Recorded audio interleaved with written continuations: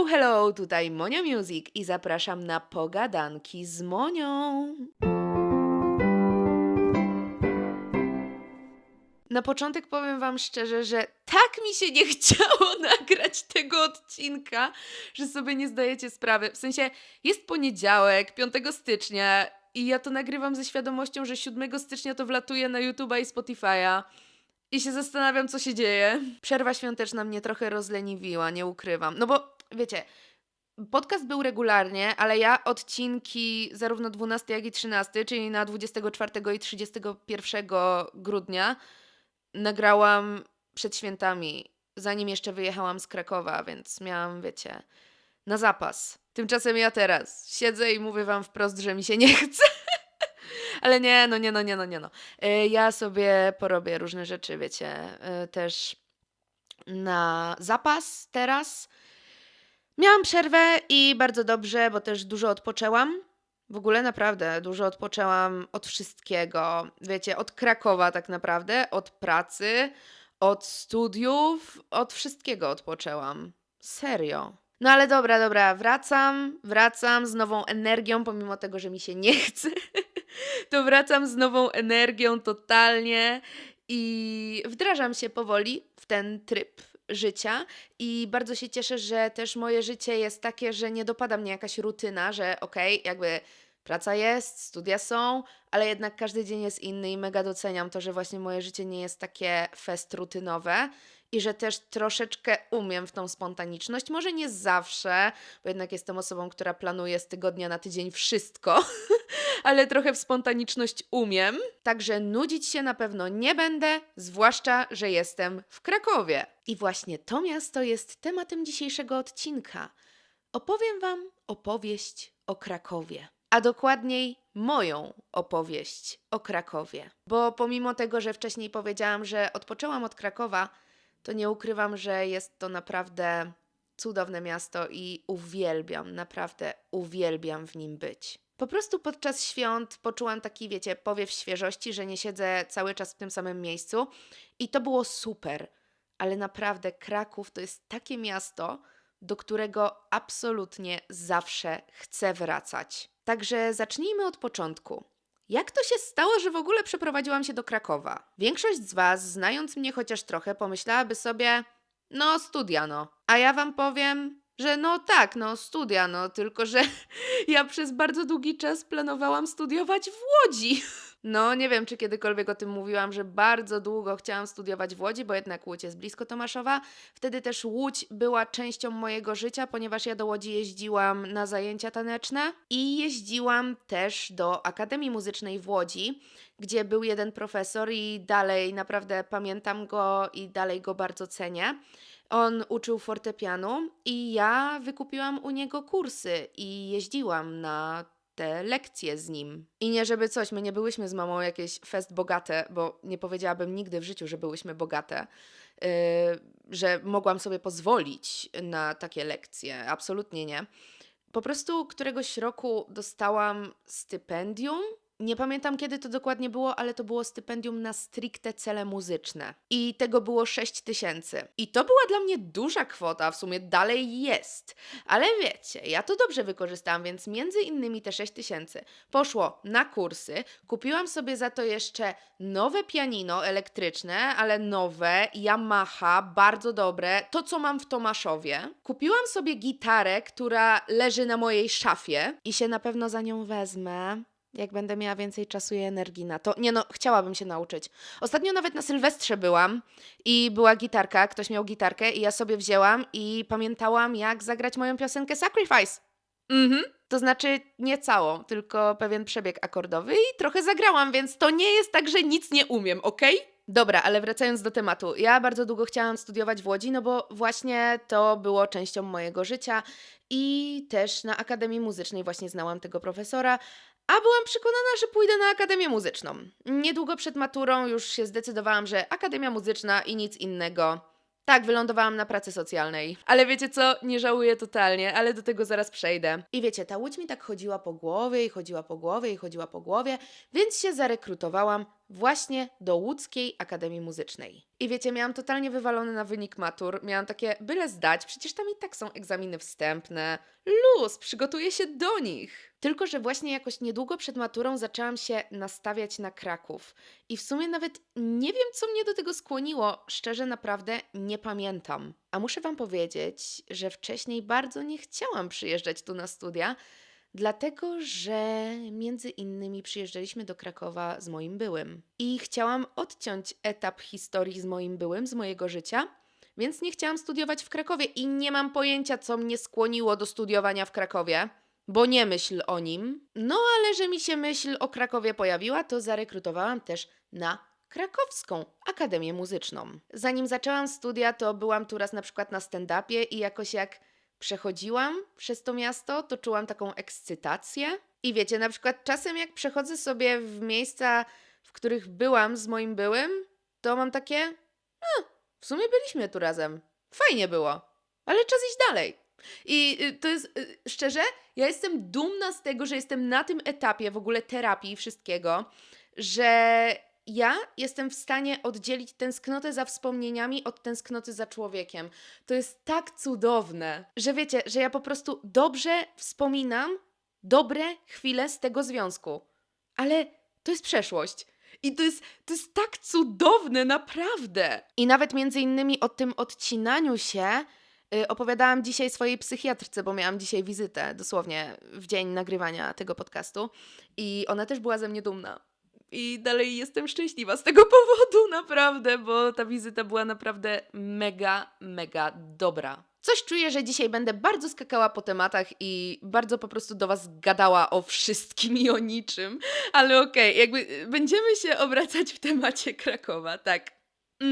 Ale już wracając na dobre tory na temat tych studiów, to powiem Wam szczerze, że ja bardzo chętnie poszłabym na obie uczelnie, na egzaminy wstępne. W sensie serio, naprawdę chciałam tak zrobić. Tylko że los chciał jednak inaczej. I nałożyły mi się terminy. O ile dobrze pamiętam, to egzaminy wstępne były takie dwudniowe i pierwszego dnia był pierwszy etap i się przechodziło do drugiego etapu, w sensie przechodziło bądź nie przechodziło. I potem drugiego dnia był drugi etap. No i właśnie w Łódzkiej Akademii to było 21-22 czerwca, a w krakowskiej 22-23. Też dosłownie ten 22 był i tu, i tu. No i wiadomo, nie wiedziałabym, czy jak pojadę do Łódzkiej Akademii i przejdę, znaczy nie wiadomo było, czy w ogóle przejdę pierwszy etap tam, ale mówię, nie no, w takiej sytuacji muszę wybrać jedno. No i wybrałam Kraków. Poszłam na egzaminy wstępne, które były totalną makabrą. Naprawdę, ja w ogóle wcześniej byłam nawet na jakimś takim spotkaniu, takim jednodniowym kursie z kształcenia słuchu, bo ja chciałam iść na teorię muzyki i w ogóle najpierw to na kompozycję, bo to był przedmiot, w sensie kierunek, kompozycja i teoria muzyki i można było wybrać albo w stronę kompozycji, albo w stronę teorii muzyki, że się szło jakoś tak. No i ja najpierw chciałam iść na kompozycję, spotkałam się na tej uczelni z jednym kompozytorem stamtąd i on mi powiedział, że moja kompozycja no spoko jest, tylko za bardzo tonalna i że teraz szukają czegoś atonalnego, czegoś takiego nowoczesnego. I z jednej strony spoko, a z drugiej strony się wkurzyłam, że dlaczego nie powrócić znowu do historii, do tego właśnie baroku, klasycyzmu, bo ja właśnie wtedy stworzyłam coś w tym rodzaju i czemu do tego nie wrócić i zrobić to po prostu bardziej nowocześnie? Ale mówię, dobra, nie będę podważać zdania, okej. Dlatego zdecydowałam się na teorię muzyki, bo mówię, że no do kompozycji się chyba nie nadaje, więc poszłam na te kursy właśnie na te kursy z kształcenia słuchu, no i się dowiedziałam, że w sumie tam też sprawdzają rzeczy, których ja nawet nie miałam w szkole muzycznej na drugim stopniu. I ja się na to spojrzałam i byłam taka, okej, ogarnę to, na pewno to ogarnę, Fun fact, to było chyba na drugim etapie, bo nawet nie musiałam tego robić, bo się nie dostałam do drugiego etapu, to już taki lekki spoiler, bo na pierwszym etapie no było grubo. I ja wam zrobię story time nawet, bo ja kiedyś robiłam to story time Ale to było ze 3 lata temu, więc nie wiem, czy ktokolwiek pamięta, więc ja tutaj wam zrobię story time o egzaminach wstępnych do Akademii Muzycznej w Krakowie. Na pierwszy etap tego egzaminu, na który poszłam, musiałam zrobić, nawet nie wiem jak to nazwać, po prostu zrobiłam prezentację na temat jednego artykułu z ich czasopisma. Dosłownie, no bo Akademia Muzyczna wydaje czasopismo, ja już nawet nie pamiętam jak ono się nazywa, ale po prostu musiałam wybrać sobie jeden artykuł stamtąd i zrobić na ten temat prezentację, opowiedzieć o nim. No i tak zrobiłam. Wybrałam artykuł Konstantina Floresa, o ile mnie pamięć nie myli. Konstantin Flores i to była muzyka humanistyczna w analizie semantycznej. No, coś takiego zrobiłam i szczerze, teraz już nie pamiętam o co chodziło.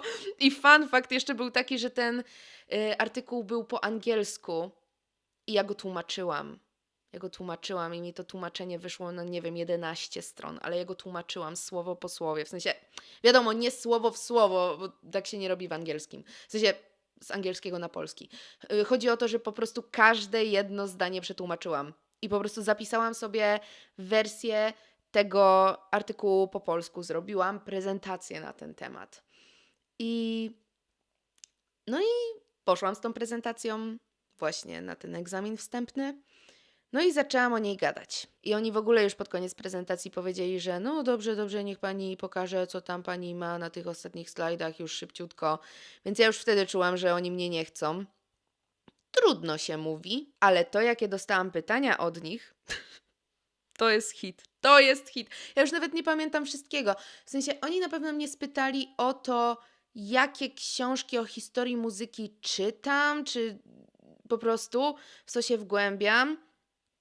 I oni chyba mają taką mentalność, że żeby do nich trafić, to trzeba już znać ich literaturę, żeby w ogóle pójść do nich na studia. Nie wiem.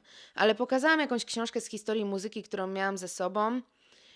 Ona była taka zwyczajna, no nie, to nie było nie wiadomo co. To była jakaś książka, którą dostałam w ramach nagrody. I oni mi powiedzieli wprost, ale wie pani, że jest bardziej ambitna literatura na ten temat? I ja nie pamiętam, co na to odpowiedziałam, ale jakoś to obrałam lekko w żart chyba. I don't know. Ale powiem wam rzecz, która mi najbardziej zapadła w pamięć i to mnie tak śmieszy z perspektywy czasu, słuchajcie. W sensie, jakby to, jak oni zareagowali na moją odpowiedź i to, o co im chodziło. I ja wam już wyjaśniam wam zagadnienie. Oni mnie w pewnym momencie spytali, gdybym miała iść do ciemnicy i wziąć ze sobą jedyną książkę, to jaką bym wybrała? Ja patrzyłam na nich i w głowie miałam takie, ale co to ma do teorii muzyki?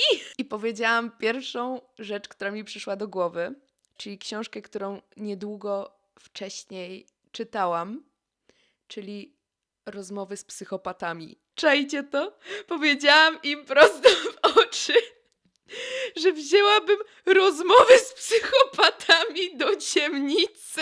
I ich odpowiedź zaczęła się od braku odpowiedzi i patrzenia się na mnie jak na wariatkę.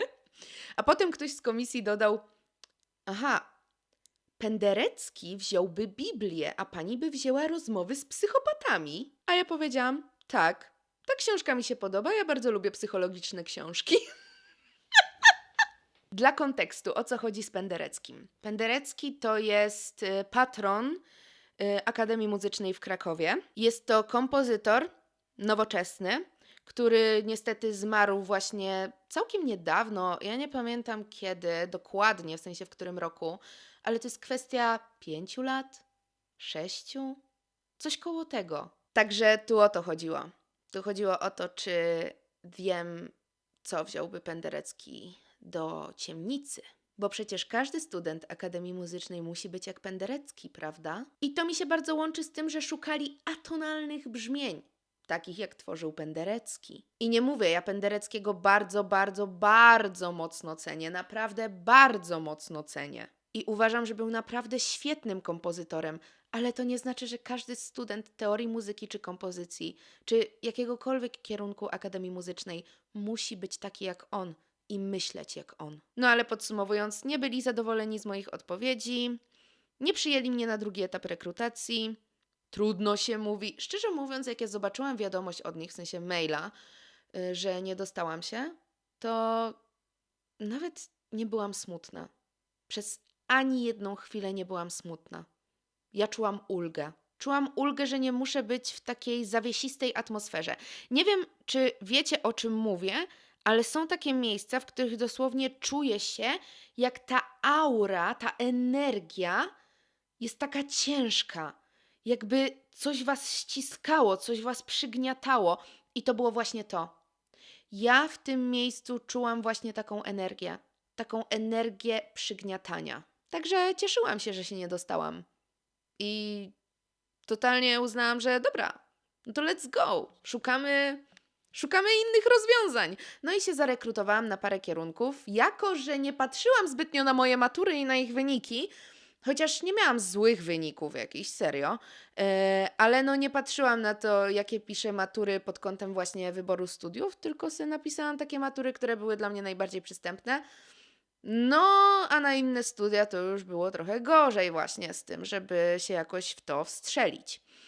No ale się udało, że się dostałam na pracę socjalną. I szczerze nie zamieniłabym tego na nic innego. No bo widzicie, może ja się nie dostałam na Akademię Muzyczną, może nie jestem jakaś wybitna według nich, może według nich jestem w ogóle głupia i wiecie, jestem jakąś dziewczyną z jakiejś małej mieściny, która w sumie to mało co wie. Może tak dla nich być.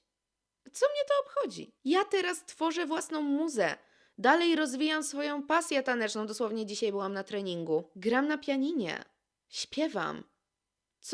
Co mi więcej potrzeba do szczęścia w tym wszystkim? Jezu, jak będę miała czas, energię, wenę i będę po prostu chciała sobie coś skomponować, to sobie coś skomponuję i nie będę pytała nikogo o zdanie, tylko po prostu to wydam na Spotify'u. Także ja się teraz po czasie śmieję, że niech wiedzą, co stracili, ale nie chcę być taka ego top. Po prostu cieszę się, że tak właśnie życie się potoczyło i to jest dla mnie taki dowód na to, że życie ma na nas plan. Dlatego ja nie planuję jakoś długoterminowo, tylko po prostu idę z flow. A to, że planuję sobie z tygodnia na tydzień rzeczy, to po to, żeby nie zapomnieć. No ale wracając do tematu Krakowa.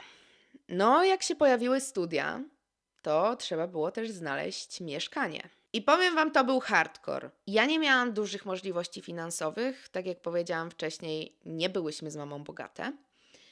A wtedy, no nie wyobrażałam sobie iść na studia i od razu zacząć pracować. I moja mama też to wiedziała, że no jakby nie. Także szukałyśmy w jakiejś niskiej randze cenowej tych mieszkań. A tak naprawdę to ja szukałam. Co jest?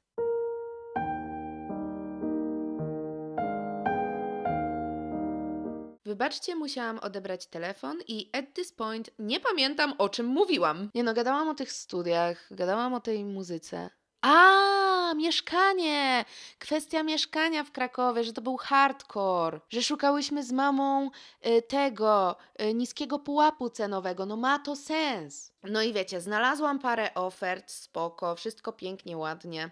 I ja szukałam tego mieszkania we wrześniu. Ja wam teraz opowiem historię. Nie pamiętam dokładnie dat, ale pamiętam dni tygodnia. I to ma znaczenie. Poniedziałek pojechałam zwiedzać dwie oferty, że tak powiem. W sensie 2 mieszkania. Pojechałam zobaczyć. No i najpierw zobaczyłam pierwszą opcję, potem zobaczyłam drugą opcję. No i tego samego dnia oczywiście wracałam do Tomaszowa, bo jechałam tam sama pociągiem. Wróciłam do Tomaszowa, no i się zastanawiałam, którą ofertę wybrać. I dla kontekstu nie miałam jeszcze pieniędzy w poniedziałek, pieniędzy na kaucję, które mogłabym zapłacić, żeby sobie zająć miejsce, że tak powiem. Także wróciłam po prostu po oglądaniu mieszkań i tyle. We wtorek, czyli następnego dnia, zadzwoniłam na drugą ofertę, w sensie drugą w kolejności, którą zwiedzałam. Bo jednak czułam, że pomimo tego, że tam była 50 zł droższa, to że spoko, że jakoś taka lepsza była ta okolica i w ogóle to mieszkanie. Więc zadzwoniłam. Okazało się, że mieszkanie jest już zajęte. Właśnie wam pokazuję realia szukania pokoju w Krakowie. Let's go! No to mówię, dobra, no to dzwonię na tą drugą ofertę. I typ powiedział, właściciel, że no spoko, spoko, jasne, jasne, no to się umówimy na podpisanie umowy, bla, bla, bla. Ja powiedziałam, że w czwartek, tego samego tygodnia, czyli 2 dni później, będę znowu w Krakowie, bo jechałam znowu wtedy do Krakowa, więc mogę wtedy podjechać i właśnie zapłacić kaucję. On powiedział, że okej. W środę jestem sobie na próbie, gram na pianinku. Tak, bo mieliśmy próbę do koncertu takiego. I ja sobie gram na pianinku i w przerwie sobie tak patrzę na telefon. Dostałam SMS-a od tego właściciela, że no mieszkanie jest już zajęte, w sensie ten pokój jest już zajęty i że na następny raz proszę przyjeżdżać z kaucją. Fajnie się bawiłam wtedy, no fajnie się bawiłam. Normalnie moje tętno, wiecie, wzrosło, no wywaliło poza skalę, okej? Bo miałam kupione bilety na czwartek do Krakowa i nie miałam pojęcia, gdzie pojadę i czy będę miała jakikolwiek pokój. Zaczęłam obsesyjnie szukać. Jeszcze na tej próbie. Zaczęłam obsesyjnie szukać, potem w domu zaczęłam obsesyjnie szukać. Zadzwoniłam pod jedną ofertę i okazało się, że pokój jest wolny. I ja powiedziałam, dobra, następnego dnia przyjeżdżam z kaucją, płacę od razu, żeby nie było. No i tak zrobiłam i tym sposobem wylądowałam w Krakowie, w tym mieszkaniu, które myślę, że doskonale pamiętacie, jeżeli mnie trochę oglądaliście. Mieszkałam tam 2,5 roku. Mieszkałam na stacji, wynajmowałam pokój i właściciele mieszkali w tym samym mieszkaniu. Czy to jest dobre rozwiązanie, czy nie? Myślę, że to zależy od osób i w ogóle od wszystkich okoliczności. Wydaje mi się, że na stacji tak długo to może też nie było dobre.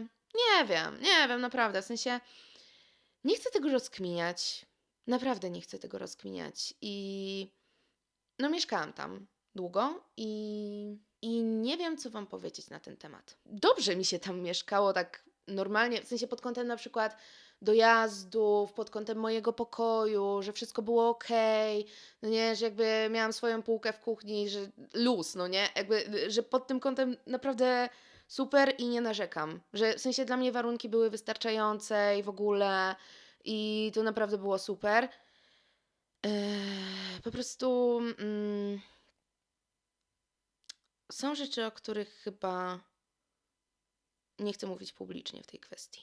No, na pewno nie teraz, okej? I jakby, tak jak mówię, ja cieszyłam się, że mieszkam w tym Krakowie. Cieszyłam się, że mieszkam w tym mieszkaniu. No bo nie ukrywam, że też jadąc do Krakowa byłam daleko od Tomaszowa, a Tomaszów mi się kojarzył bardzo po prostu no, z traumami moimi z dzieciństwa. I przez pewien czas nienawidziłam wracać do Tomaszowa, nienawidziłam totalnie. Ale potem zaczęłam się przełamywać i jakoś też moja mama się zmieniła i ogólnie ja zaczęłam nabierać dystansu. My się bardzo pogodziłyśmy z mamą i teraz naprawdę mamy super relacje. Naprawdę nie wyobrażam sobie. W sensie parę lat temu nie wyobrażałabym sobie, że będzie między nami taka super relacja. I ja jej wybaczyłam, ona wybaczyła mi wiele rzeczy, bo się wiele rzeczy wydarzyło i nie będę tego ukrywać, ale wybaczyłyśmy sobie nawzajem i naprawdę da się uratować różne relacje i szczerze, Jezu, nie chcę tutaj ryczeć, ale ja serio jestem wzruszona i jestem wdzięczna za to, że ta relacja się naprawiła. I może rzeczywiście ta wyprowadzka moja do Krakowa była też potrzebna w tym, żeby ta relacja się naprawiła. Może ten dystans fizyczny, odległości między nami też nas do siebie jakoś zbliżył psychicznie. Także teraz naprawdę nie narzekam absolutnie i w ogóle jak nabrałam już dystansu w ogóle do wszystkiego, co się wydarzyło w Tomaszowie, no bo to nie była kwestia tylko nieciekawych relacji z mamą, ale też bardzo, bardzo, bardzo wielu innych czynników, to zaczęłam lubić tam wracać. W sensie nie jakoś bardzo często, nie jakoś z ekscytacją.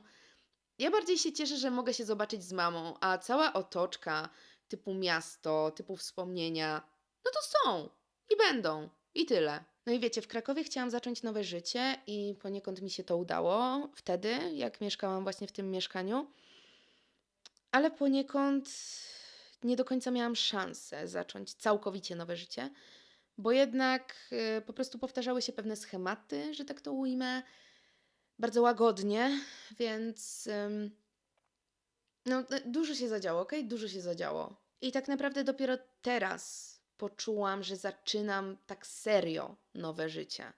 Tak naprawdę, tak w pełni nowe życie. Ale do tego jeszcze przejdę. Bo po tym, jak mieszkałam 2,5 roku w Krakowie, przeprowadziłam się poza Kraków. Niedaleko Krakowa, ale poza Kraków. Mieszkałam po prostu z koleżanką. Mieszkałam tam parę miesięcy i ogólnie bardzo dobrze to wspominam, naprawdę. W sensie to już akurat są takie moje bardziej prywatne sprawy, ale bardzo dobrze wspominam mieszkanie tam, zwłaszcza, że z tą koleżanką miałyśmy dużo wspólnych tematów. Razem sobie paliłyśmy fajeczki, co mogę Wam powiedzieć. Nie no, serio, było dobrze. Tylko po prostu ze względu na różnego rodzaju okoliczności, w które nie będę się tutaj wgłębiać, musiałam niemal z dnia na dzień się wyprowadzić. I jakby to nie było nic złego, że tak powiem. Nic złego ani ta koleżanka nie zrobiła, ani ja nie zrobiłam. Nie, nie. To jest naprawdę długa historia. Po prostu taka była potrzeba, żeby z dnia na dzień zmienić miejsce zamieszkania. I było to dla mnie bardzo ciężkie. Było to dla mnie turbo ciężkie. Ja pamiętam, że ja pół dnia przeryczałam. Do tego stopnia płakałam, że miałam tak podkrążone oczy, że nigdy w życiu tak nie miałam. Że ja dosłownie miałam czerwone łaty pod oczami. Łaty takie. To była masakra. I naprawdę ja się trzymałam czego tylko mogłam. Ja dzwoniłam do mamy właśnie, że jestem tak naprawdę na skraju, nie? Dzwoniłam do różnych znajomych, czy by mnie nie mogli przekimać. W sensie przez miesiąc czy 2. No bo wiecie, ja wtedy szukałam jeszcze pracy. Ja nie miałam swoich własnych pieniędzy. Wtedy były wakacje też i ja nie miałam nawet stypendium socjalnego. Więc ogólnie było źle. Ja po prostu żyłam. Naprawdę, ja byłam wtedy totalnie na utrzymaniu. Nie będę tego ukrywać nawet. W sensie po prostu to, co gdzieś sobie zaoszczędziłam z socjala, no to miałam. Plus mama mi dawała co miesiąc. No i wtedy to się czułam totalnie na utrzymaniu. No i dalej szukałam pracy przez wiele miesięcy. No i to był taki ciężki okres w moim życiu. Ale jak to ja, najpierw sobie popłakałam potężnie, a potem wzięłam się w garść. Nie no, wiecie, trzeba wyrzucić emocje, ale też trzeba myśleć logicznie w tym wszystkim. No i jak już się bardziej uspokoiłam, to wzięłam się naprawdę porządnie w garść. Zaczęłam szukać mieszkań i dosłownie, nie wiem, następnego dnia, 2 dni później, oglądałam mieszkania i między innymi obejrzałam ten pokój, na który się zdecydowałam od razu. Nie musiałam płacić od razu kaucji, bo to była taka sytuacja, że po prostu poprzednia lokatorka oddawała go tam przed zakończeniem swojej umowy i ja podpisywałam nową umowę, więc wtedy dałam kaucję przy podpisywaniu umowy właścicielowi i wszystko spoko wyszło. I jakby miałam na kaucję dlatego, że mi mama pożyczyła pieniądze, to od razu Wam mówię. I mam u niej dalej dosyć potężny dług, ale ja go spłacę, bo teraz pracuję, tak? Więc wiecie, to... No nie wszystko jest takie kolorowe, okej? Nie wszystko jest takie kolorowe i ja w ogóle w tym podcaście zauważyłam, że naprawdę się bardzo otwieram. Że ja naprawdę Wam mówię potężne rzeczy, ale szczerze nie żałuję tego. Bo ja, wiecie, no ja też wiem, że ja przez wiele lat, tak naprawdę, popełniałam ten błąd, że mówiłam zbyt prywatne rzeczy. Ale nie uważam, żeby to było jakieś bardzo zbyt prywatne. Jestem po prostu z Wami szczera. Czasem nie miałam pieniędzy, czasem czułam się jak tułacz, który nie wie w ogóle, gdzie jest jego miejsce na ziemi. Czasem czułam się jak najgorsze gówno, czasem czułam się, nie wiem, jak pani świata, czasem miałam wrażenie, że nikt mnie nie chce i jestem problemem tego świata, więc ogólnie, wiecie, no jestem po prostu z Wami szczera. Tak, jestem zadłużona u mojej mamy, ale wiecie, dług u mamy, przynajmniej u mojej, rządzi się swego rodzaju prawami. Czyli, że to jest takie Kiedy będziesz miała, to oddasz. I ja też na tym nie żeruję, absolutnie, bo kiedy mam, to oddaję ratami i wydaje mi się, że niedługo już to spłacę.